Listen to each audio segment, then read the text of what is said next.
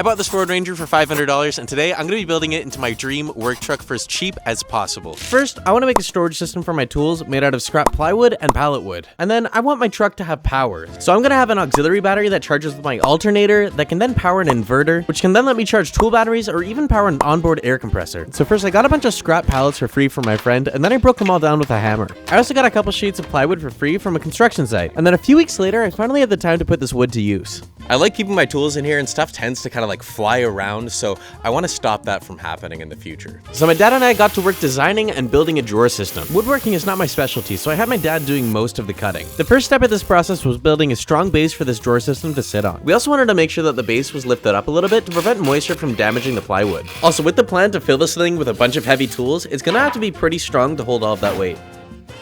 Nice.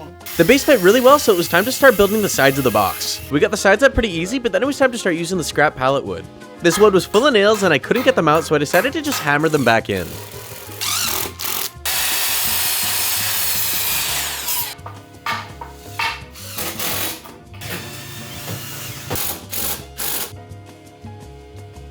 And now we have a functional box with a nice little access hatch. And next we have to build the actual drawer itself. Because it's the winter, the sun was already setting, so we really had to work quickly.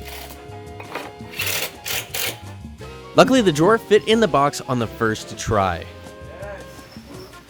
Yes. And now with the sun almost fully set, it's time to start putting in some of the dividers and strapping the drawer into place.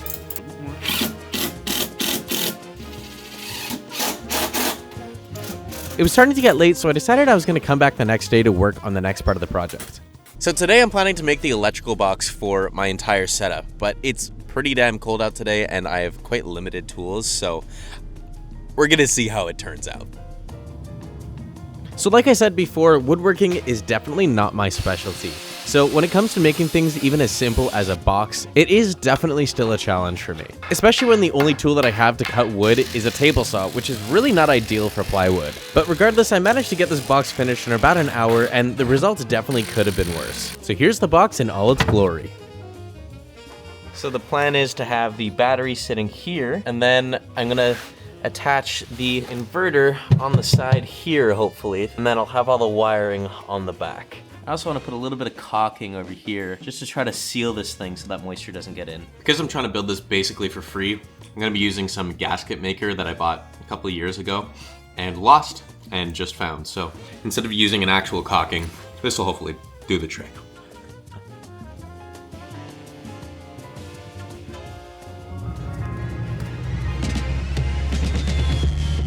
Next, I want to build a battery system that charges with extra power from my alternator. So first I got this battery isolator on Amazon for around $25. Then I got this 4-gauge wire also on Amazon for $55. Next, I found a 2000 watt inverter for $100 on Marketplace. I found this huge battery on Facebook Marketplace for $30. It came out of a diesel truck and it's 110 amp hours. And lastly, I found this 2-gallon 2-amp compressor on Marketplace for $75.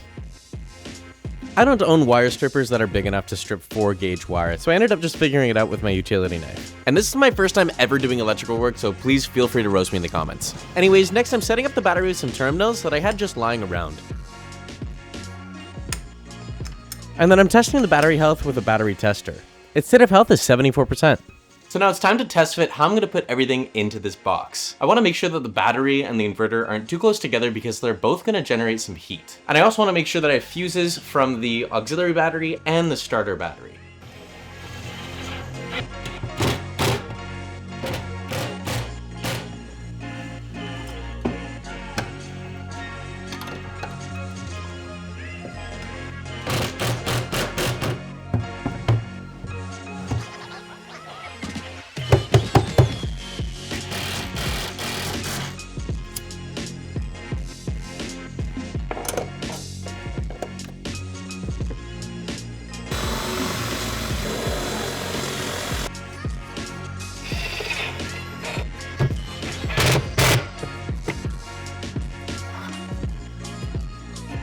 With everything in place, it's finally time to see if this thing actually works.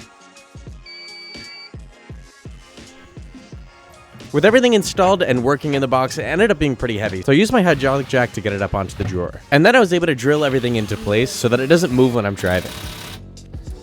So now it's the next day, and with some light outside, I'm finally able to wire up the box. I wired the power cable directly to the starter battery, and then I made a nice ground point for the auxiliary battery. Now let's see if the battery isolator turns on with the motor running. With everything wired up, it seems to be working perfectly. This is how the truck sits so far, but it's not done yet. I'm adding in a small 2-gallon air compressor so that I can have onboard air. This will be great for pumping up tires and even running small tools, with the added bonus that I can also see the gauges through the window. And now finally I'm putting in the last parts of the dividers that I didn't have a chance to install when we built the box.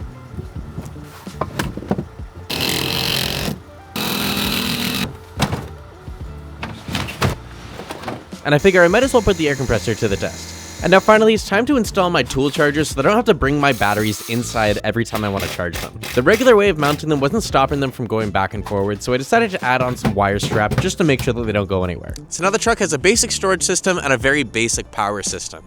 I can power an air compressor, small tools, and even charge tool batteries.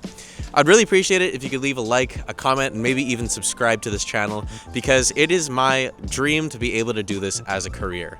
I don't have any sponsors and I'm not monetized on YouTube yet, so every little bit of help really counts. If you like watching this kind of content, I have a bunch of other videos on my channel, and I'll even have a part 2 out for this truck in a couple of weeks because I have a lot more planned for it. I appreciate you watching all the way to the end of the video, and I'll see you in the next one.